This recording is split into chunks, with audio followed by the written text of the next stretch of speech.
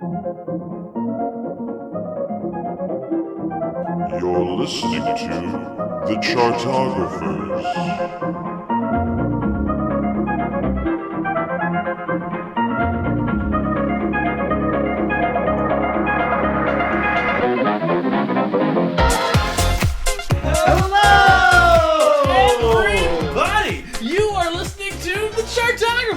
It's that music-loving podcast for music-loving people. And guys, listen, we are talking about Janet Jackson today, and all I can say is that we recorded part 1 of the Janet Jackson episode. We weren't intending there was going to be a part 2, but God, did you listen to it? If you haven't listened to it, we ranked 6 of the 11 albums that we were talking about. And shit got a little contentious. Oh, it was great. It was awesome. And we're not going to mention those albums again, so if you want to know how they ranked and so much more about why we're getting into what we're getting into right now, please listen to part 1. I mean, duh, you're listening to part 2. Of course you're going to listen to it. You love the Chartographers. You love Evan Sod. You love Taran O'Reilly. You love special guest Nick Shoda. Hello. How can you not? You kind of love Evan Sod. Okay, that's...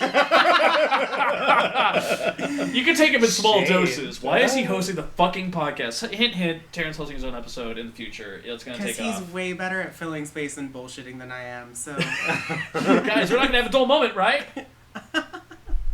Anyway, so...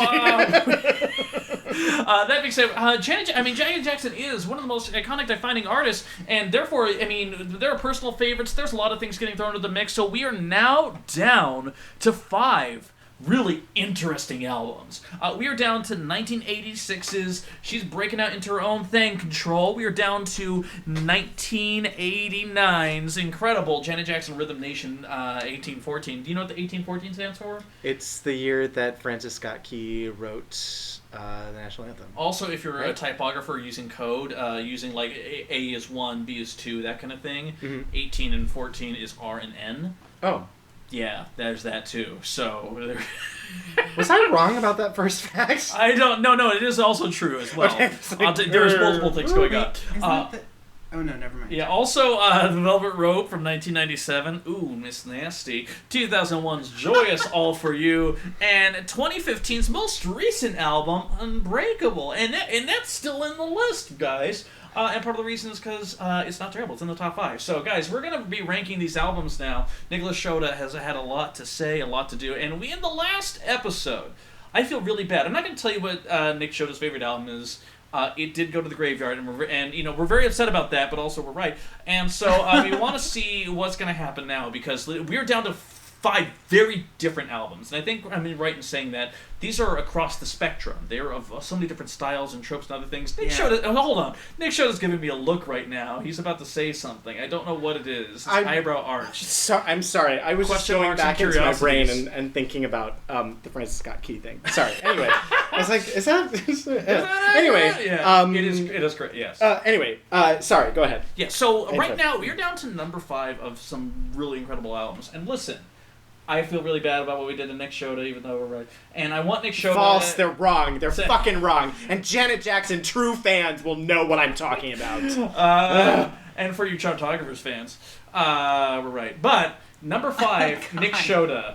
I want you to throw it out there, whatever it is. We're, again, Control, Rhythm Nation, Velvet Rope, All For You, Unbreakable. What do you throw?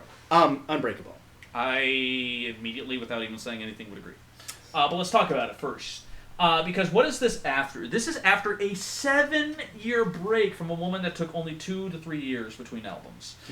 This is a break, and let's be honest, a lot of fans fell off the reservation. All For You was a massive commercial success. Critically, it was pretty good. It was up there, but it was a massive success. And then there was the Super Bowl incident. Then there was Demita Joe, which had no hit came out of Demita Joe. I mean, she wasn't allowed to promote. She was blacklisted on every TV and radio station. So. And then there was that. And keep in mind, it wasn't the fact. And we're going to talk about Nipplegate in the Happy Hour minisode after this. But Nipplegate was a big deal because so much of what television censorship has become is because of Nipplegate, because of everything that happened in there, and we're gonna have such a discussion, so stick around for that. But the thing about that is that after All For You, Demita Joe and 20YO were very much kind of diminishing returns of like this new modern fresh sound that she had developed with Jam and Lewis was just kind of watered down, a little more hip-hopped up, and just kind of not as satisfying. And that's why I'm not going to tell you where they landed, but they are in the Part 1 episode. That's all I'm saying.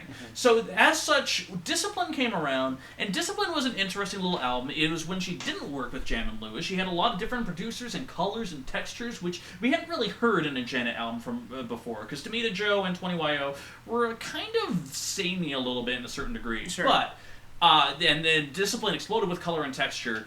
And then, after all of this time, Unbreakable comes out. There's this new song that comes out called No Sleep with J. Cole. And at first, fans, and myself included, were kind of like, I think I like it. I don't really know. It took me a while to kind of come around to it. I've come around to it, definitely. But it's just kind of like, this is your comeback single? Like, I didn't give a fuck about No Sleep. Yeah. I was like, I don't care. Like, Janet, this is not 1993. You can't sneak in here with That's the Way Love Goes.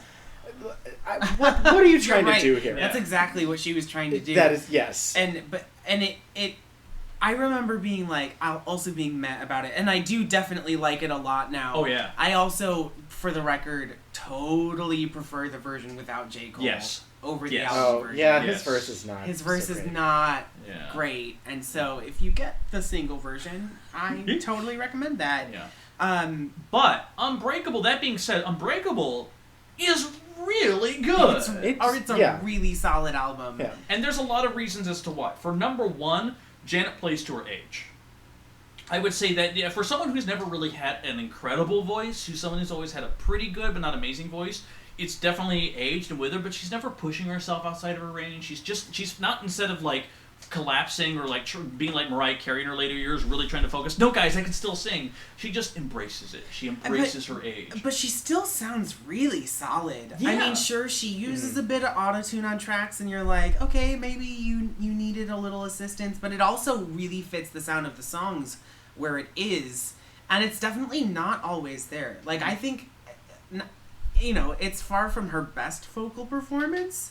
And her age definitely comes through, especially when she gets into like her low alto range. You can really hear like, oh, you are in your upper 40s. Well, so in thinking about the question of her age, see, for me, I listened to Unbreakable, and for me, I felt like, oh, this sounds like Janet. Whereas the previous 3 albums just didn't quite sound like her. Yes. Discipline, I think, Almost. was the most of that era, trilogy, the Tomita Joe 20YO Discipline, The Lost Years. that era. Yeah. Discipline was probably the most successful in least bad in trying to reinvent her, just Yeah. because she sounded fresh and fun. Which incidentally, like, Rodney Jerkins was at the forefront of that album, and he managed to accomplish a similar thing with Whitney Houston a decade before, and I just think that's really fascinating. Well, she also complained about after Discipline how the label, she felt like, never really supported it too. Which didn't take it seriously. Yeah. Right. Because Feedback was a minor hit, not as big as it should have been. It was a top 10, wasn't it? It was top 20.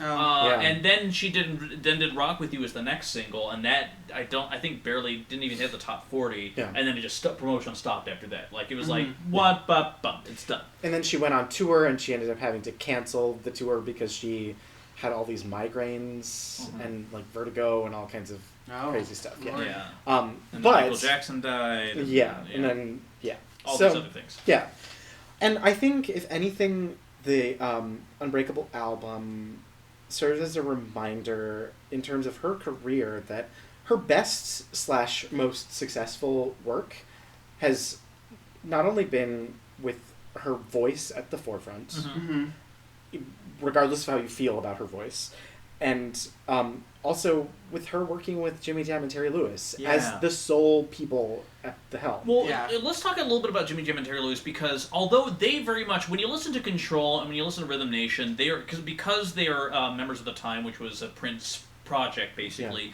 is very much Minneapolis sound, very much that Lynn drum machine, very much those pounding, like beats that are very much of the age. But they evolved, and especially when you hit Janet period self-titled, when you hit that, they really evolve with the times in interesting ways. They kind of set trends and follow trends. There's this nice little in-between they do a nice mix of both at every point in her career. And they sound totally bad. I mean, Unbreakable, the first song, the title track, there's this soul sample in the background, and Janet really hasn't done samples before. This da-la-da-ah. I feel like she first did samples on Rhythm Nation. Rhythm Nation was a sample. Yeah. Okay, well, right. Yeah. But I feel like she used, like, the modern Kanye West style of sampling Oh, with... for the first time on Demita Joe. Yeah. Like, To a lesser that title degree, song, which you yeah. hate, but it is very Kanye sounding. Yeah. Which I know he had a song on that album. But then again, I mean, you hear that, and then you hear something like "Damn Baby," you know, like this. I love that Me song. too! I love that song! Damn. Honestly, baby. I love the title track too. Yeah. I think it's Yeah. gorgeous. Yeah. And it has such an incredible groove too.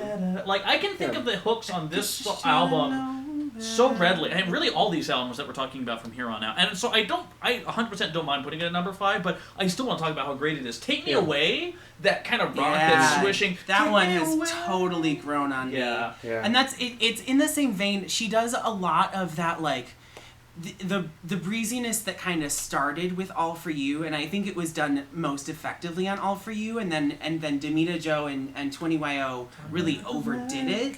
She uses that perfectly on Unbreakable. It's not every song, but where she uses it, and she uses it pretty often she uses it a bit on the title track, The Great Forever, Broken Hearts Heal, and especially Take Me Away, really use that as like a basis for the track, and it's a nice throwback to All For You era without sounding like she's just trying to make that same formula work again. Although I will say, though, I think that's so fascinating about this album is that I think the latter half does suffer from a little bit of balladitis.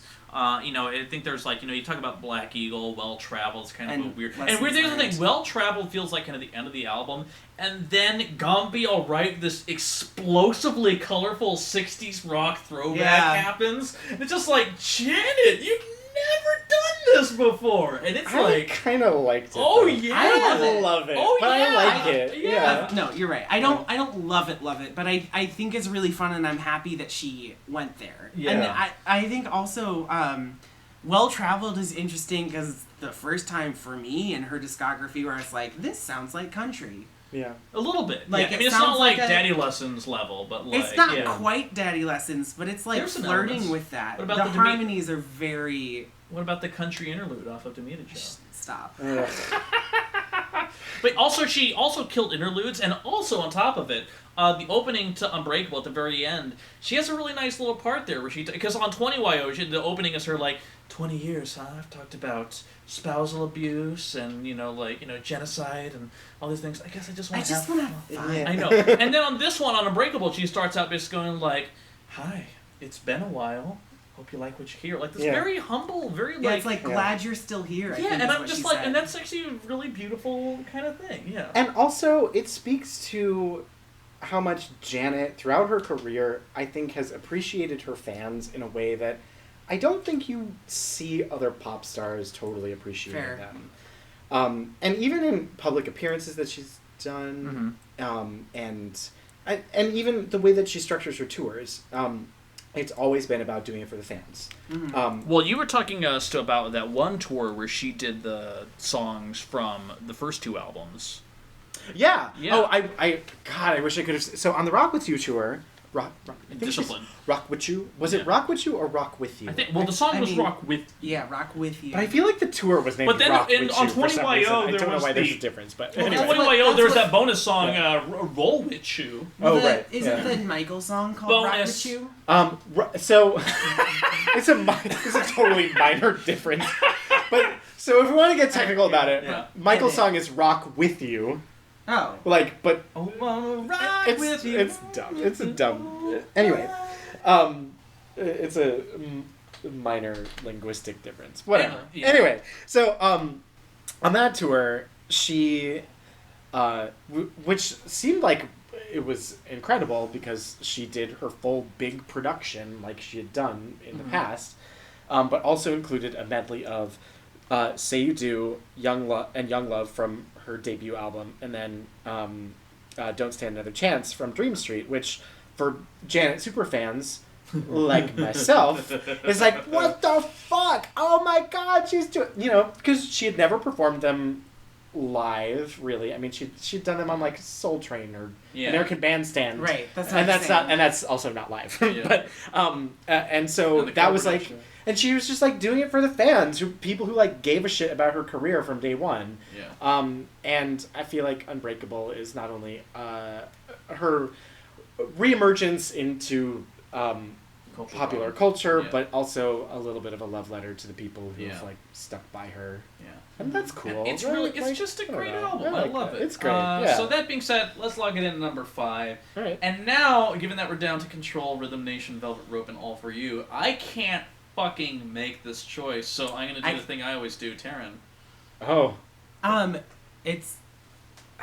I mean, okay. You're about to say something. No, it's between two, and I just have to like double check that is really how I feel. It is. I would put Velvet Rope next at number 4.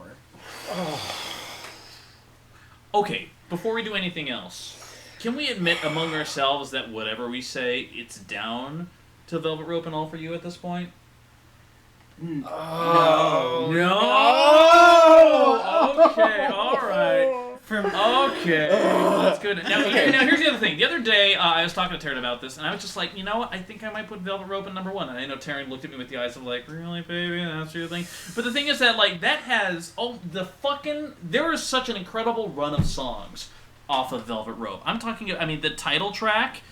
with that fucking Tubular Bells sample in the background is actually just like great and sinister. Got till it's gone. I love that. The beautiful, understated, beautiful spoken song, and of course one of Shoda's favorite songs of all time, "I Get Lonely," which is called "I Get Lonely," not "I Get So Lonely," even though that's what she says, and he gets very adamant about that. But it's called "I Get Lonely." What can I don't. She wrote songs. It's called "I Get Lonely." So many fucking times. That's the thing is like.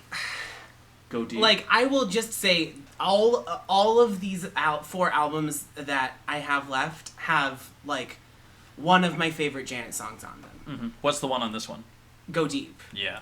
And I mean also, I Get Lonely is fucking amazing. It's not quite as high on the list for me, but I love it. That is one of her best sex jams she ever did.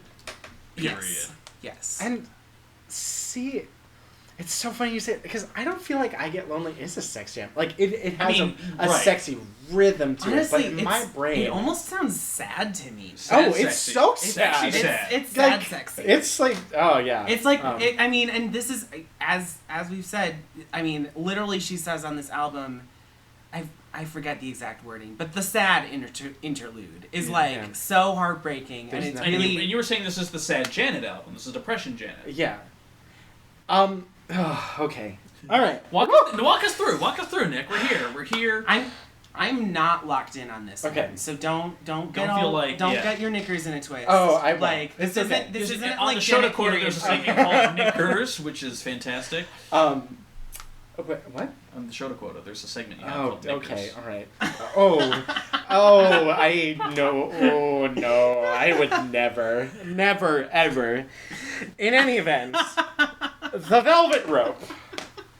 Oh Lord Jesus, where's my champagne? Side note, we reached over 1,000 plays recently, so we're all drinking champagne. Thank you, the fans. We love you, the fans. Cheers. I know. Quote unquote fans. Yeah, all 5 of you. Okay, so the Velvet Rope. And after the first hour, I think I understand the the way that we're looking at things in terms of her career. Yeah. As far as what lasts. And what. Yeah. There's the question of what in her catalog fits into her iconography. And then there's maybe the question of what defines her as an artist. Mm-hmm. And for me, if I can't have Janet, the album Janet, you're gonna bring down Velvet Rope. I like Velvet Rope is my number 2, and the reason why is that I think it's her second most consistent and most thoughtful album. Okay. It also has one of my favorite. "Got Till It's Gone" is one of my favorite Janet songs of all time. 100%. Which is weird because it's like not one of her more personal songs. And it's weird because like even the keys in that are actually lower mixed than the drums themselves. Like it's like it's so quiet. The keys are like almost there, but and we want to talk about Whisper Janet. Yeah. Oh yeah. But it's used so effectively in this one. And I just love the groove to it. And when she talked about the album, pretty incredible. Or when she talked about that song specifically, she said that she's like, no, I just want to let this one groove for a little bit. And I love that. I feel that. And also that Mark Romanek directed music video as well, based off of that African fashion magazine Drum that came out at the time. He talked about, like, at the time there was, in black culture, especially in this era, there was just rap, it was bling, it was bitches, it was all this stuff. And he wanted to make a video that celebrated black culture in a much more... not classy, but like in a much more like traditional, much more stoic way, and by using this like very specific magazine and its style from the '70s from Africa, it was just this tasteful, beautiful, just like simple. Again, it was for me it was such a celebration of black women. Yeah, that video, and that to me, I think what people don't necessarily give her credit for on this album was she was a black woman who was allowing herself to be sad. Mm-hmm. To be sad, be lonely, to be sexually expressive, to be sexually ambiguous to an extent. Mm-hmm. I think that yeah. I mean, let's not forget, Love and I got Free Zone. Free Zone. Tonight's the Night, where she switches up the lyrics. Tonight's the Night. Yeah. That's okay. I mentioned ballads earlier that do it for me. That is like one of the peaks for me as far as like ballads with Janet. I like that song hits all of the right buttons for me. And listen, Free Zone is really more of a producer showcase than it is a Janet showcase. But I still feel like she clearly still had creative input on it. Yeah. Like even if she wasn't pressing the actual buttons, she was still you can still hear that same Janet edge that she gives. But that being said, for all the things we want to say about its weirdness and its eccentricities and its rope burns and all the other parts of it, guys, listen. I don't hate rope burns. I don't either. But guys, listen. Together Again. I think that's one of her most perfect pop singles that she ever put out. Well, like that fucking song. Speaking of listening to things while you're growing up, I mean that's I feel like I never knew what the name of that song was. Right, I was actually in the same vein, yeah. I knew every note of that song before I knew who Janet Jackson was. Like, that song was so incredibly oversaturated when I was a child that it's just, like, seeped into my consciousness. And for me, the chorus is pretty damn saccharine. I love it. But the verses are, like, perfectly crafted. And so, like, for me, the chorus is, like, a slightly lower point of the song. It's still great, but the verses are so incredible, and the way that they play with structure in this song, I agree. It is one of her, it's probably, not just her, I think it's one of the most perfect, like, pop moments that has ever been a part of pop music. But would you agree that Velvet Rope should go at number 4? Well, I nominated it as such. I can't remember. I thought Shoda nominated it. No, Shoda was upset. Oh, okay. No, Shoda, walk us through. So, what would you nominate at number 4? What do we have left? I would put All For You. Most iconic albums. I would put All For You at number 4. And here's why. Okay. So, okay. If we stack up the other 3 albums, you've got Control and Rhythm Nation, which are both iconic in their own way. And then you've got Velvet Rope, which I think is probably her most consistent artistic statement. I would agree with that. I would agree with that too. And All For You, and I love All For You. Don't get me wrong. Right. The All For You, my first concert.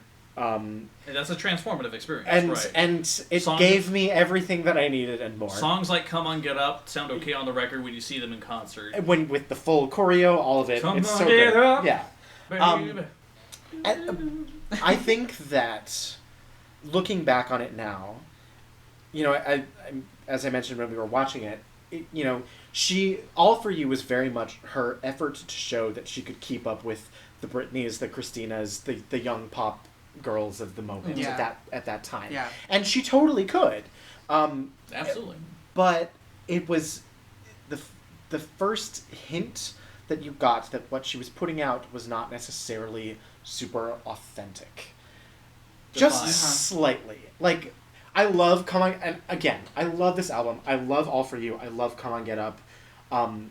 There's just the way that the album was crafted and promoted, there was just a sense that she was like, she wasn't trying too hard yet, but she was like gonna get there. And that's why Demita Joe ended up falling so short for me, because that was when I was like, oh, she's trying too hard. Yeah. No, I mean, I think a lot of people agree with you on that end. Yeah. I'm just gonna say right out front that going into this podcast, All For You is probably my number 2. Yeah. But a big negative for me that I kind of like have gotten over this week, but I still feel it a bit, is that I think like half of the songs, certainly all of the singles, incorporate a hook from a 70s song. Or a sample, like Someone to Be My Lover has the Ventura Highway sample, and it's just not as good of a song as Ventura Highway, and so every time it starts I just wish it was Ventura Highway. Or in like the same, and like Son of a Gun would be a great song. Oh, you mean Carly Simon's Deaf Poetry Jam? Yes. Yes. Okay. Son of a Gun. Clouds in my coffee. If you listen to what Janet and Jimmy Jam and Jerry Lewis are delivering on that track, it'd be great. And then there's Carly Simon. Fucking Carly, she ruins that song. She ruins the song, and it's so sad because it's a great song. It is a potentially great song. But here's the other thing I want to point out, though. What Nick Shoda said about The Velvet Rope, about it being a lot more psychologically terse, about a lot more artistically viable album, I agree with. I think that that is a bold choice for an album. And I think the choices of an album, I think it deserves a lot more respect, and potentially even more respect than a lot of the other ones. I think it was a braver statement than some of these other albums that she did. That's true. However, that is true. The back end of that, the very ballad-heavy back end, there's some rough moments on there. And the thing is that All For You just released itself of any artistic license. It was just like pure pop pleasure straight through and through. It still has some rough ballads. It does. And I'm not denying that at all. I agree. And I just feel like that one is it's such a satisfying album in that way. I mean, to be completely frank, since Control, she has taken the second half of her album and clumped a bunch of ballads together, and it's always is always the weakest part of the album. Which is unfortunate, because there's usually, and especially when she allowed herself 5 or 6 ballads, there's usually 1 or 2 that are like really solid songs, but they're stuck in the middle of these really, a lot of times fully whispered, really sparse R&B 5.5 minute sex jams, and it just doesn't do anything. It, like, literally the songs do nothing from start to finish. And so, and that's All For You and Velvet Rope both suffer from this. And honestly, at this point, just looking at the names of the songs, I can't even tell you which one suffers more. I think All For You suffers a little worse from it, just because it's not broken up as much. My votes right now, just laying it out here, number 4, I would put Velvet Rope. Number 3, I'd put All For You. That's me. That's Evan. That's Evan dropping in some thoughts. Shoda's very torn. Shoda. Oh no, I'm not torn. I know how I feel. He knows exactly. You're just breaking my heart. That's all.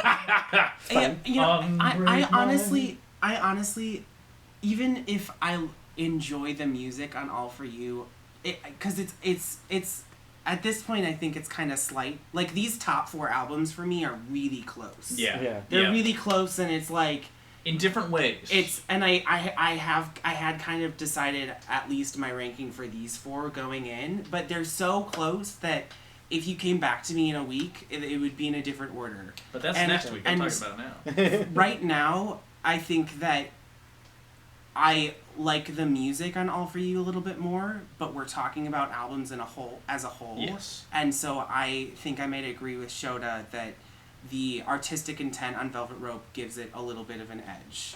Would you say maybe then number 4 All For You? Number 4, All For You. Shoda? Look, if we have to duke it out for Rhythm Nation and Control for 1 and 2, I can handle Velvet Rope being number 3. And All For You number 4. Guys? Yeah. Are we going to do it? Okay, guys, listen. It's tough, and you knew this going into it, and I'm totally okay with it in that case. I'm just glad 20YO isn't part of this conversation, or at this point, or Demita Joe. Thank God Evan's not a really big 20YO fan. I know. Otherwise, we would be in really rough straits. So, guys, let's put it this way. Starting for our Part 2 podcast, number 5, Unbreakable. Number 4, All For You. Number 3, The Velvet Rope. But here's the thing. Taran's got thoughts. I feel so weird about Control being in the top 2. Really? Oh. Really? Oh, shit. Okay, now let me just briefly It's a game describe changer. my experience a little bit.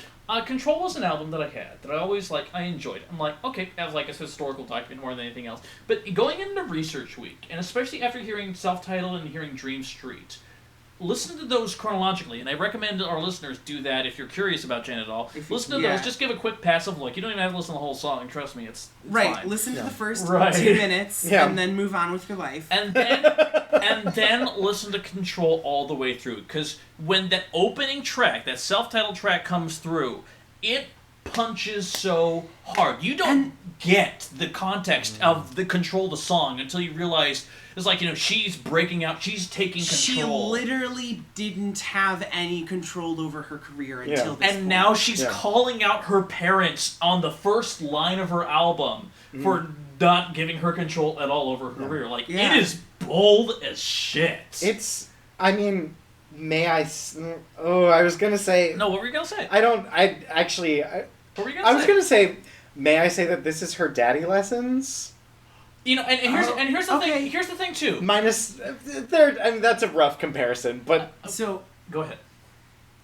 I also, during this week, drew another parallel in pop music from the song Control. Listen to the song Control, and then listen to Dirty Pop by NSYNC. They ripped those verses. Dirty Pop. And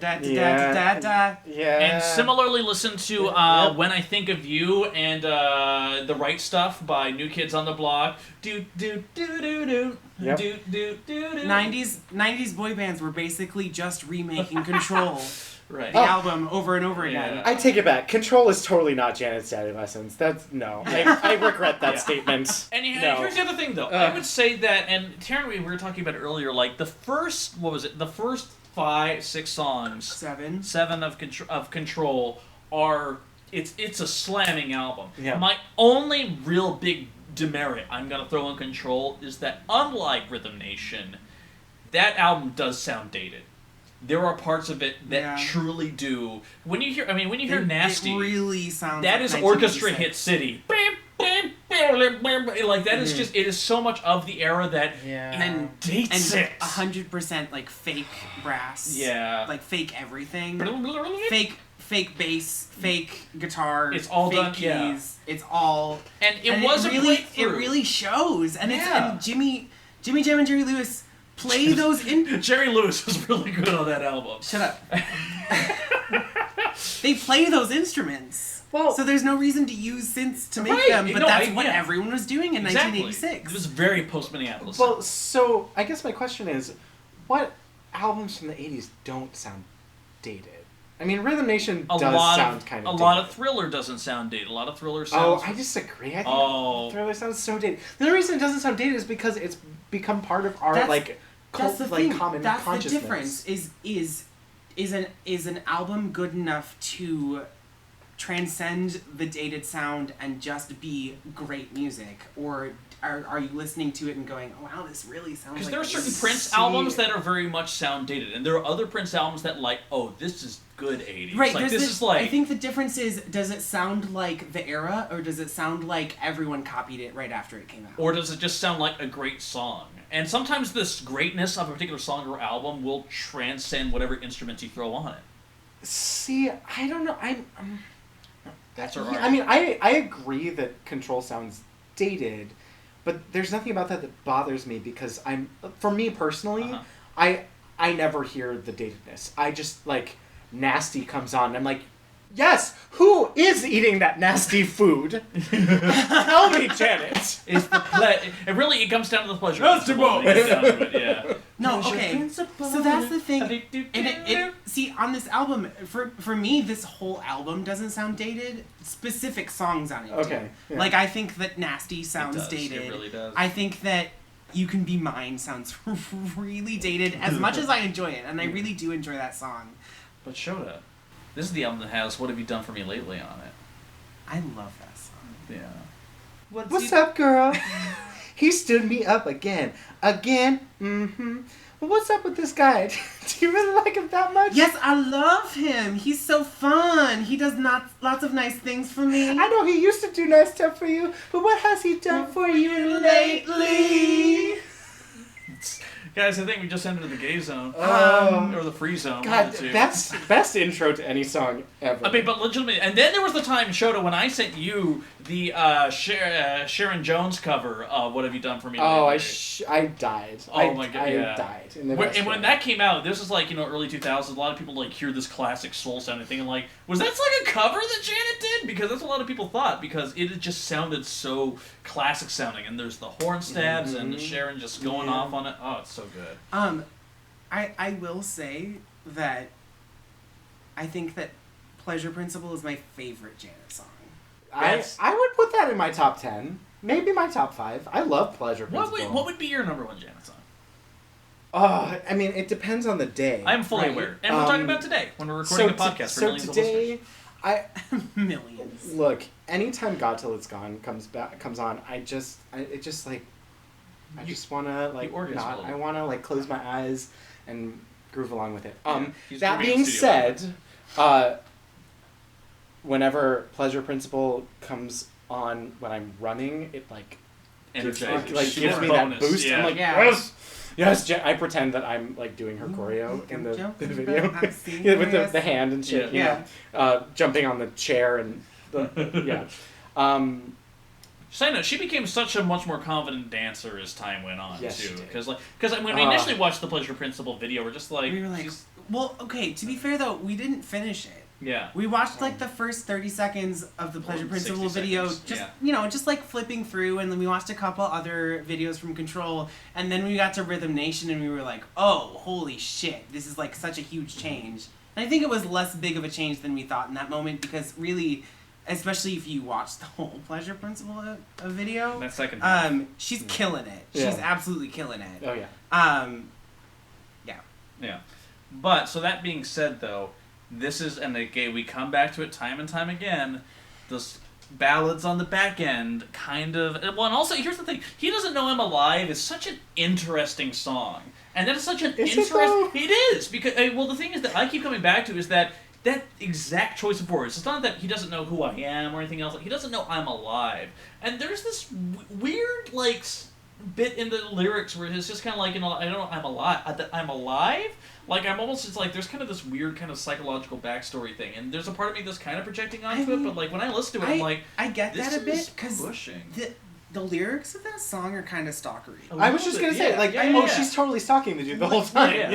Legit, you can't just call someone and Hang up the and phone. then breathe at them and then hang up. Guess what? They'll call you back, or they'll call their phone And company can and, you be like, imagine "What's this phone Janet number?" Jackson calling you and hanging up? Yeah. Anyway, well, and okay, so I think Control is such a phenomenal feminist album. Yes. It's phenomenal. From Yes. beginning to end, with the exception of He Doesn't Know I'm Alive, which clearly doesn't pass the Bechdel test. Like, Really, the Pete title Janet alone, is Bechdel like- Janet. Let's get real. and for that, and I think the song is like kind of fun and sweet, I guess, in a way. But it's the one outlier of the rest of the album that is funny how time consistently. flies, too. Yeah, well, the whole time she's in control in Yeah. every song, like Right. lyrically. Like that's just the narrative of that whole And album. even they have even this you weird- can be mine. Like Yeah, parse those words right. out. You can be mine. Right. I take ownership of you, the boy. That's also interesting. Right. Yeah. And so and Let's Wait a While, which is like, I feel like is still somehow sex positive, even though it's encouraging, like let's wait to fuck. I don't know. Like, I know. Yeah, I have You know what I conflicting mean? feelings about that It's- song. It's like, But it's not like let's wait till marriage. It's Right, just like yeah, let's that's- make sure that we actually like feel Right, this way about true, each other. very Which much I so. feel like that's not necessarily like a traditional Right. feeling. That's just like maybe a good sense. Yeah, like yeah. But Rhythm Nation. oh, I mean fucking Rhythm Nation. Like for me, The confidence it's that hard she to get gained better on than this. Control, it was a quantum leap. Because sonically, technically, it's similar, but Lord howdy does it feel completely different. It's I mean because she clearly I don't know, especially after how I mean her first two albums were legitimate flops. yes. I don't like she was really excited to take control, but I don't think she was expecting anything. Sure. Because even though she was Janet Jackson, none of her other siblings besides Michael were famous at this point. Like, so she was just like, whatever. Sorry, I'm Jermaine. gonna do Yeah. this. I'm gonna put it out, and whatever happens, happens. And then she had 5 top 20 singles, 4 in the top 10. Like, that's huge. So Yeah. obviously she comes back on Rhythm Nation with a whole newfound sense of herself and a newfound sense of like confidence as a songwriter. And I think even Jammin' Lewis also had more confidence. Right. Like, oh, that funk we guitar had- on Rhythm Nation, like that Yeah. wasn't anywhere on Control. Yeah. Yeah. And they experimented a lot more here, and so and there's just like so many of her best songs for me from a songwriting standpoint are on Rhythm Nation. But the other thing about Rhythm Nation that's interesting is that this is very much societal Janet, because unlike other albums where it's very much sexy Janet and then there's the occasional societal issue, this is societal Janet with the occasional sexy, like fun escapade type song on there too. Sure. Because we think about Rhythm Nation, but then you forget that the song right after that is State of the World, which is another slamming dance song. And the song right after that is The Knowledge. Right. Like, And these are all really socially conscious, like... But she understands that socially conscious messages are boring. If you set them to slamming ass beats, you could say whatever the fuck you want. Yeah. And so she decided to use that as a way of being like, I'm going to impart some shit on here. So there's that, and then there's Black Cat, the most arguably the most. I still don't like it, but arguably the most successful rock moment she's had. Oh, for sure. Yeah. By herself. Yeah. And then of course there's Escapade, which is a flawless pop number beyond compare. Amazing. And even then, honestly, I kind of dig Living in a World They Didn't Make. Like, it's kind of like, it's just, there's something the about crying you. baby at the end. and the gunshot set. My dreams. Right, exactly. My nightmares, I'm I mean. sorry. No, that one does I not. like No, that I one. I'm can't. sorry. That is by I can't far get the on board with that weakest song. moment on this album Yeah. for me. Really? That's the Oh, weakest yeah, moment for you. Yeah. All right. Yeah. I mean, when you... Also, when you have also it- talk to me about Someday Is Tonight. You had issues with that initially. Oh, really? More about the content of, like, Someday Is Tonight? I think you Like, dreamed that. chronologically. I Okay. don't remember. I like Some Days Tonight. I don't have huge problems with it. I mean, like, Lonely and Come Back to Me, again, this is her chunk of ballads at the end. The Chunko Not ballads. incredible songs, but they're fine. They're not, like, again, they're not ballads that make me want to stab myself in the face. Like, I'm glad about that, too. But you know what? whereas Living in a World They Didn't Make is, like, for me, it takes the social consciousness of those earlier tracks, And and pushes it maybe too it's far. because it's a ballad, but it feels so like preachy to me, and she doesn't feel preachy at any other point in her career. I never feel like she's trying to cram a message down my throat. Like, even Rhythm Nation to me has a stronger message. It's all about, like, uniting, and it's so powerful, whereas Living in a World They Didn't Make is so, like, bleak in comparison. Which I know it's literally it's supposed to be, but it feels. It doesn't feel right on this album for me. But you and I have been talking about Rhythm Nation a lot. Yes. Nick Shoda. Okay. You seem to have conflicting feelings on Rhythm Nation. So, Yes. here's my deal with Rhythm Nation. Yeah. The song Rhythm Nation is incredible. Mm-hmm. The video is incredible. Mm-hmm. Catchy choreography. Incredible. Groundbreaking. Also Miss You Much, FYI. Just tossing that out. Individual songs on this album, I think, are staples. I always want to hear them at her shows. Always. That being said, there is a component of the socially conscious Janet, in quotes, in big, giant, bold quotes, fucking leather quotes, that makes me roll my eyes about this album, and it always kind of has, because, I mean, there's nothing particularly specific in what she's saying. She's kind of doing a catch-all, like, let's fight the world's problems with dance. Yeah. And bigotry! No! Illiteracy! No! Prejudice! No! Oh, thanks, Janet. But I was really big fans of all of those things before you said, no, we're not allowing them anymore. Here's a theory I have. A theory I have, though.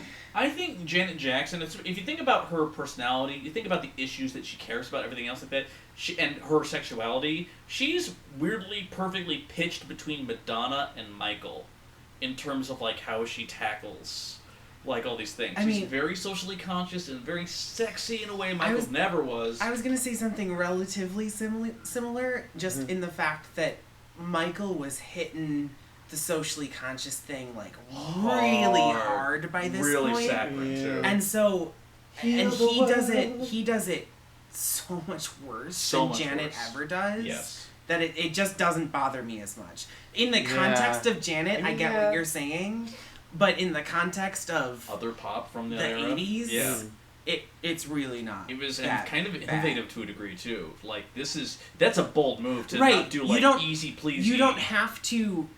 When you're singing a social message song, it Leave doesn't that have real to young. be like holding hands and singing Kumbaya all together. You can do it in a really aggressive way. Well, but I think had been done before, but not recently. I don't think that she did the socially conscious thing. Like, I don't need... Please, God, don't give me a Janet holding hands with the world's ballad, whatever. Like, I don't need a Janet We Are the World under no circumstances. Yeah. However, I would argue that the social consciousness that she has interjected into her later albums, when she has chosen to like go that direction, selectively, has been more specific and therefore more effective. So like, you've got New Agenda on Janet, which is specifically about her discussing being a black woman and how like the erasure of her history. You've got Free Zone on the Velvet Rope, which is kind of a sexual... Which is like, it's pretty like explicitly stating like, I support gay people. Right. I support gay rights. And then there's also the undertones of Together Again, which was written for her friends who have died of AIDS. And she was very explicit about that being the reason why she wrote that song. And then there's also What About from the Velvet Rope, which is one of her most, I think, personal and like powerful songs. It has one of my favorite lines in all of Janet. What about the time you said you didn't fuck her, she only gave you head? Yeah. Which is just like, I love that it's not in the first chorus. Yeah. That she only does the first half of the chorus the first time, and then when it comes up later, it's even more like, oh shit. Yeah, what about that time? Yeah. What an asshole. And she did that song at the 1998 VH1 Fashion Awards, they didn't want her to do it at the time because they're like, this is a fucking bummer song. Why would you do this at the Fashion Awards?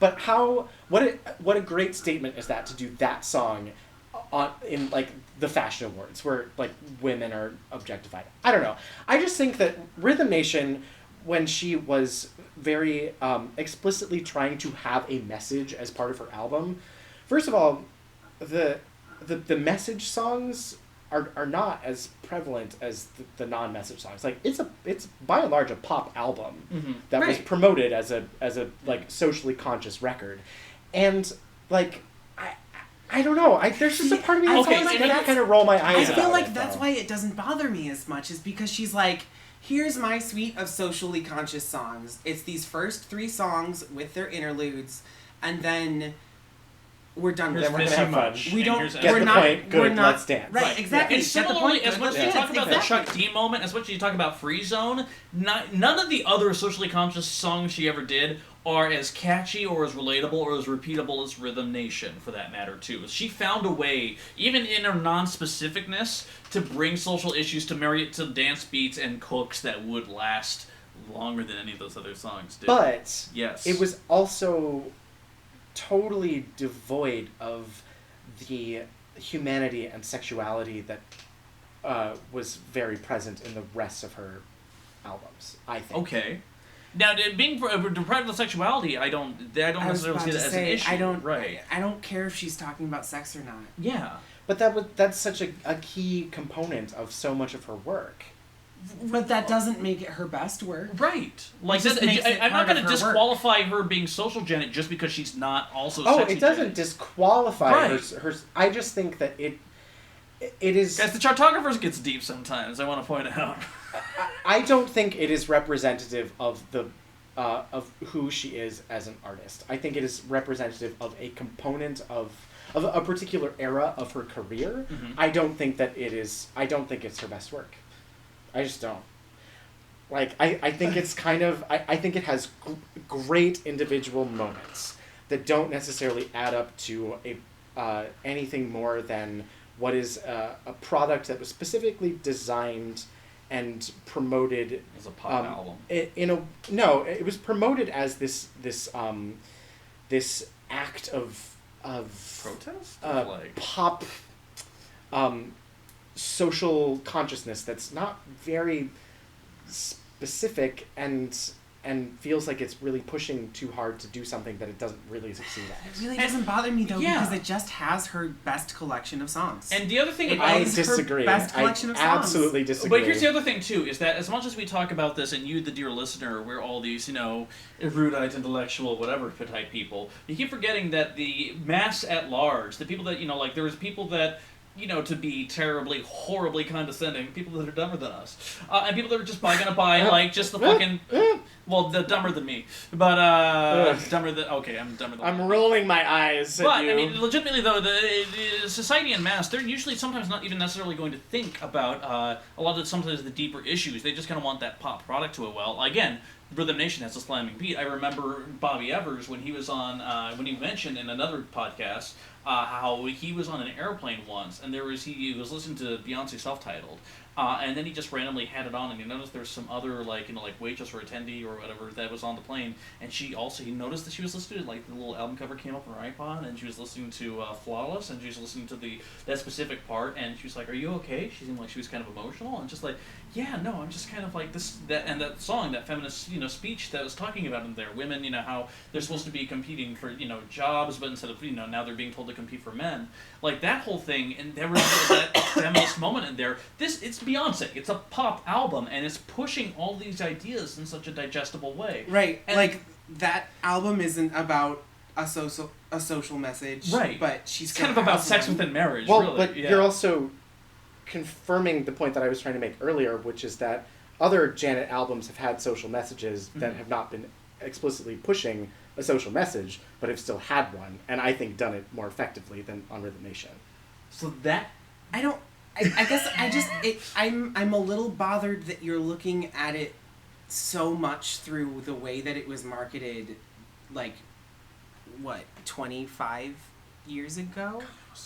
It's not just about the marketing. It's about the fact that it doesn't, the songs themselves. Okay, so Rhythm Nation, Unity, Yeah, yeah. general unity. The state of the world today. The world is shitty. The knowledge, prejudice, no. Yes. Ignorance, no. It's like ignorance, bad. But there are so many more songs than that, and we keep just stopping at that point. Well, right. Miss You Much is one of the best songs she's ever done, one- and it's oh, that that's fine. And I full-blown, totally agree with you. amazing Prince tribute, and then you have Escapade on here, which again, I think it's probably in my top 3 of best Janet songs. There's so many, or All Right. all right, it's hard to like keep me. I always am impressed if someone can keep me entertained for a full 6.5 minutes, and she does that on that song. Yeah. Typically, if we're reaching the 5-minute mark, a lot of, especially pop songs, and we're looking at both Janet and Madonna, who have a lot of songs that are really long. A lot of them fall into that trap where it's 3 minutes in and we're ready for it to be done, and that just doesn't happen on this album for me. I'm fully engaged from start to finish, and like I said earlier, I think it's like the best use of her interludes. I think they're the most effective interludes, even as standalone little sound clips. They bring you into that world, but they bring you creating. into the world so much more, and so even when later albums where it's interrupted, even when the songs and the interludes step away from that socially conscious message, you still feel like you're in this same journey. And so the way that you said like Velvet Rope is such a strong artistic message, I think I might agree that the artistic message on Velvet Rope is stronger than on Rhythm Nation, but it's the album. Execution on Rhythm Nation is the most effective. Like, album as a whole, Rhythm Nation feels the most cohesive to me.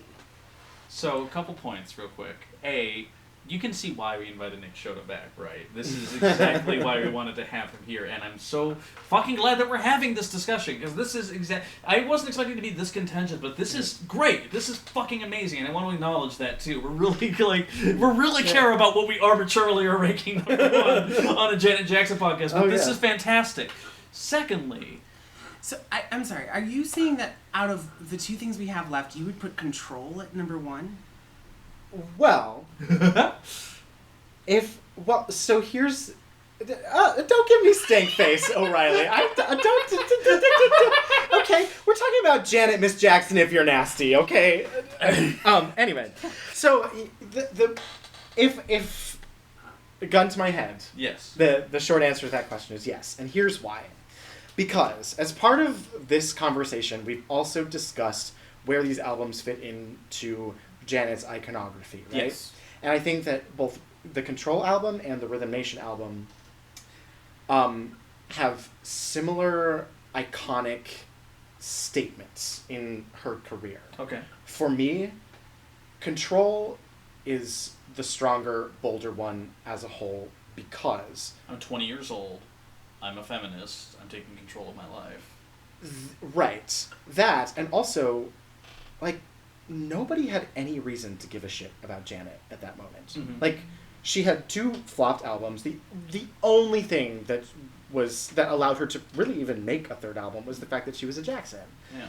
And for her to come out of the gates at that time, in that decade, with such a strong message, the album has some hit or miss moments. Yes. Don't get me wrong, as all of them do. Yeah. For her to come out so strongly with that, I think if it's between Rhythm Nation and Control, I would pick Control, because to me, Rhythm Nation is split into essentially 3 parts for me.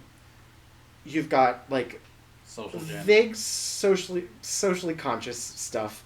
You've got the pop songs, and then you've got the ballads. The ballads all more or less sound the same. I like all of them, but they're kind of the same song. Right. The pop songs are pretty much uniformly excellent, but kind of devoid of the personality that I think Janet brought to the rest of her work. And the socially conscious stuff is fine. I can buy that with Black Cat, not less so with Miss You Most. Oh shit! I always forget about Black Cat. I know.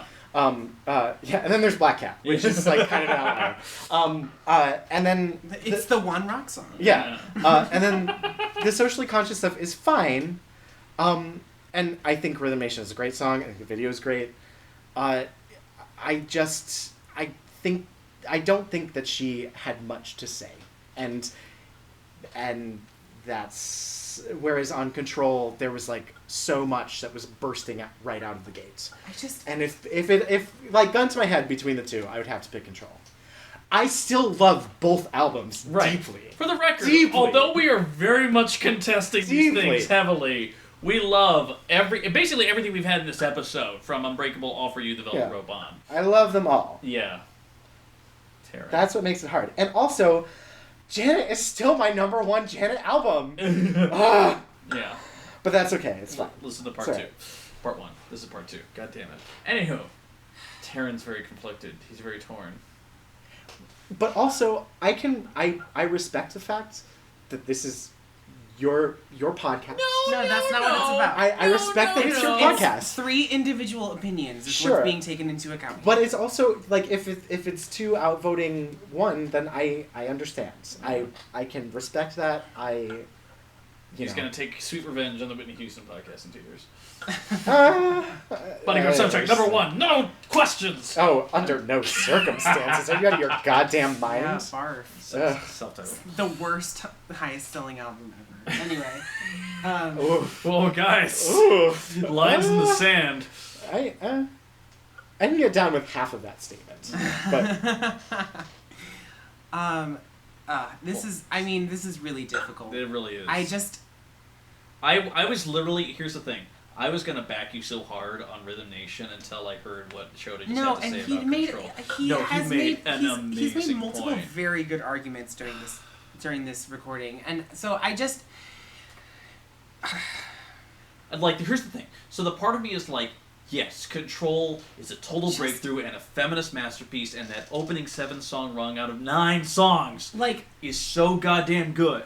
For me, unlike Velvet Rope, neither of these have artistic messages that really Or put too much towards or against the album. Mm-hmm. Like, I love listening to Rhythm Nation from start to finish.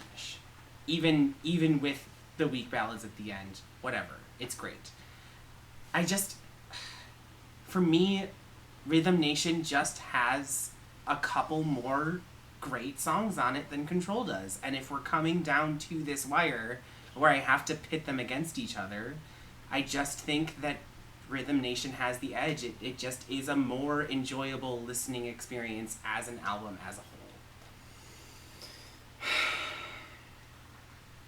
I've never wanted something less to be something where I have the deciding vote, because it's so fucking hard, guys. We are down to 2. Listen, and part of me really wants to just throw up a white. I'm not gonna do this on the Chartographers ever. Part of me wants to throw up a white flag and be like, it's a tie, but it's not gonna. It's not gonna happen. You know what you could do? You could put it out to your listeners. Oh fuck! Tell them to comment. Ew. Tell them to comment. I love our listeners, but no, I'm a fucking egoist. I'm gonna have tell your listeners to comment, and then that can be the deciding factor.